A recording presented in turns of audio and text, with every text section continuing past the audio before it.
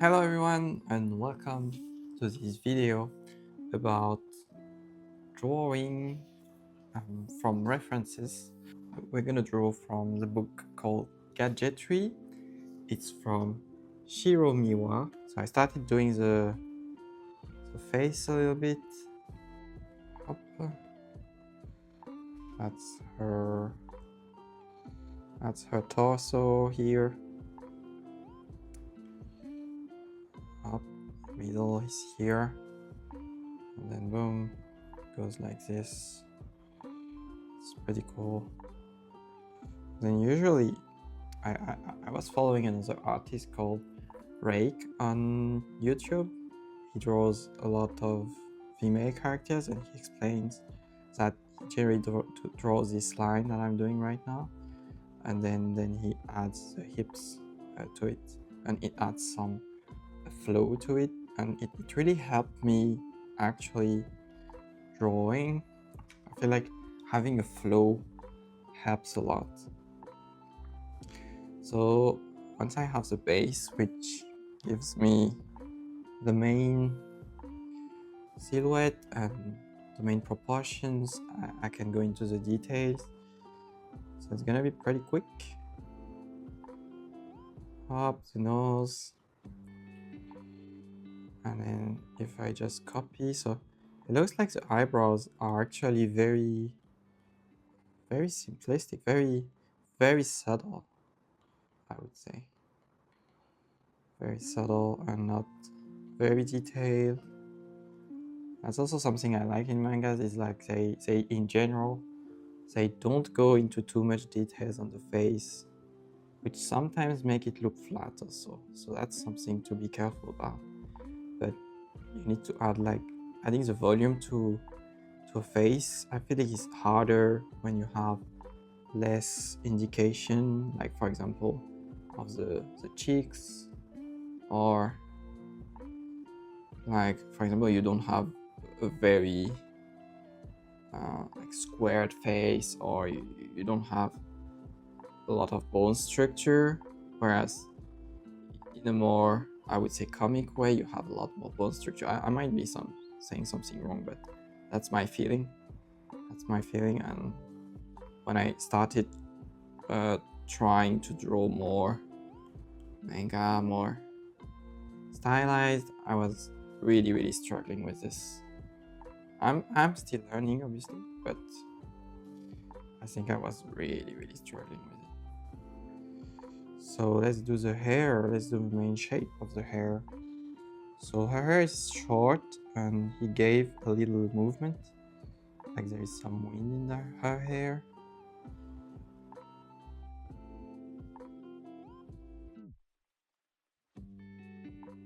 I feel like his face is a little more smaller, which makes the character a bit more feminine. Maybe like this. And then obviously I need to bring this a bit on the left then. Yeah, something like this. Then the hair goes on her face a little bit. And then some movement here.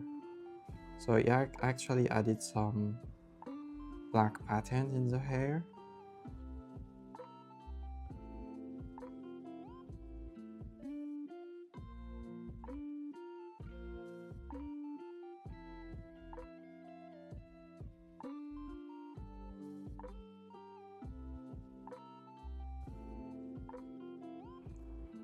So one thing that I do a lot is I erase some parts because I don't think I have a very accurate brush. I like to have one that's not too accurate, so that it let me change things afterwards. It's more like, oh, this should be there, this should be there. So here it's too squared, which makes her look too manly. So I'm gonna remove all of this and make it a little less squared. And especially here, it looked a bit too squared.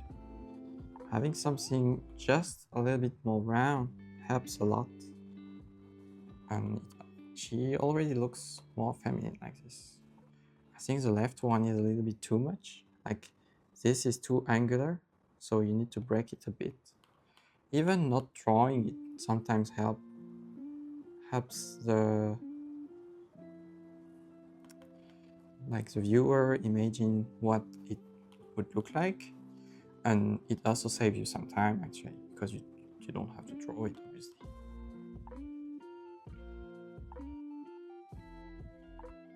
Her nose is a bit high. The nose in mangas is generally very subtle, which makes it actually easier, because when you have to draw a real nose, it can really get distracting from the face very fast. So this is quite cool.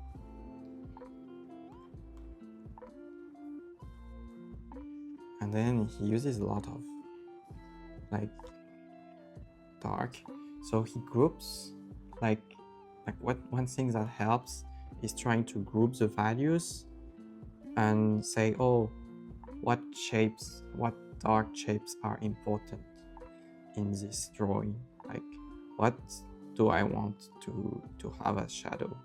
And sometimes you really don't need that much, and you can try to make them stylish, like you can try to design your shadows so that it's enough to read the drawing. And then later on, after having these two values only, like dark and white, you can add other values if you want to have a more realistic drawing, for example. But only having black and white is, in general, it's enough. Like, you actually don't need that much to make a drawing pop. But then what's important is to not have too many, like have shadows that are a bit designed. So I'm trying to follow like simple rules where like you avoid having two straight lines, or you avoid symmetry.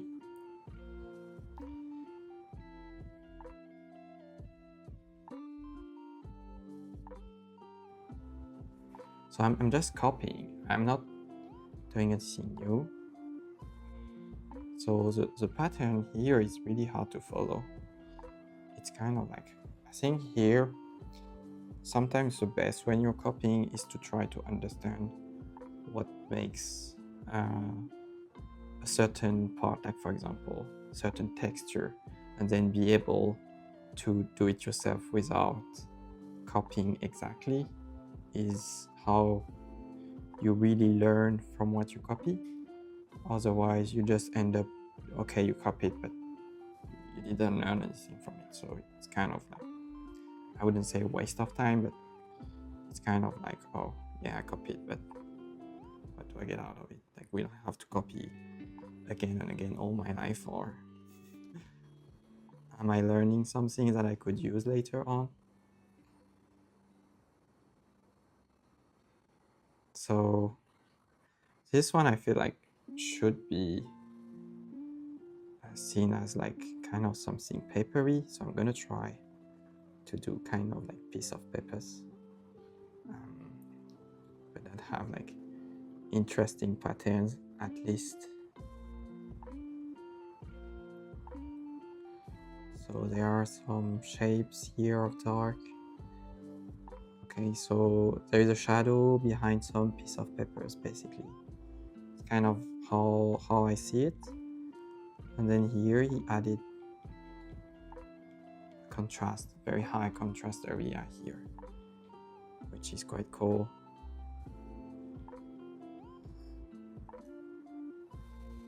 Yeah, it kind of works. It's really not exact, but at least we have the spirit of it. So I would be able to draw this again on a character, so that's nice.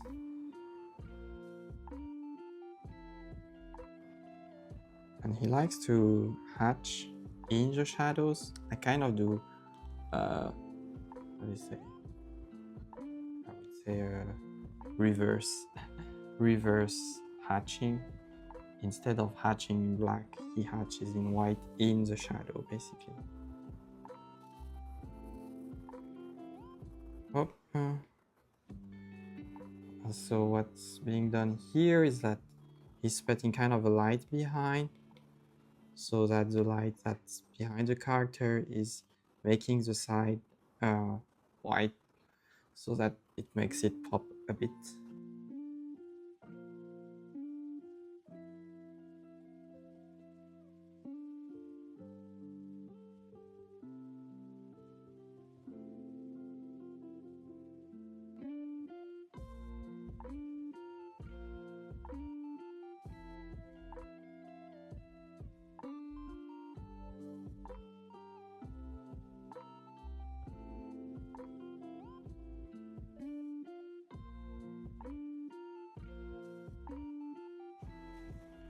It's more like the light is coming from the top in this drawing.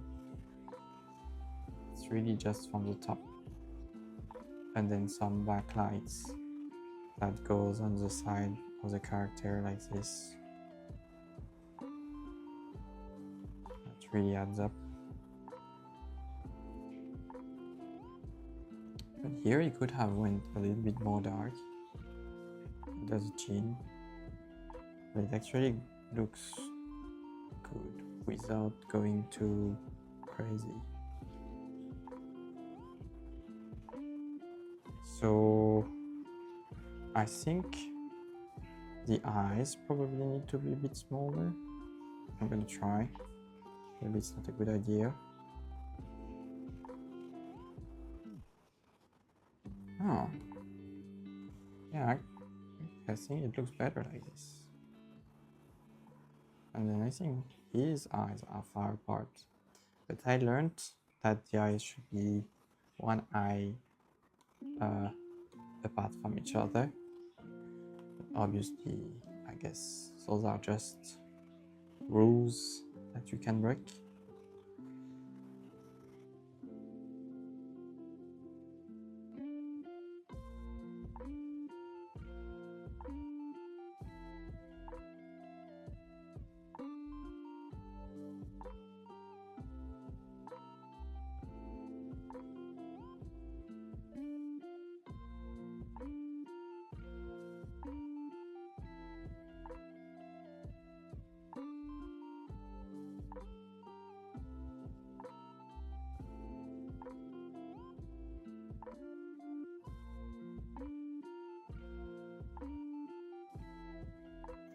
Alright, just gonna add the detailed paper texture, and then it should be good.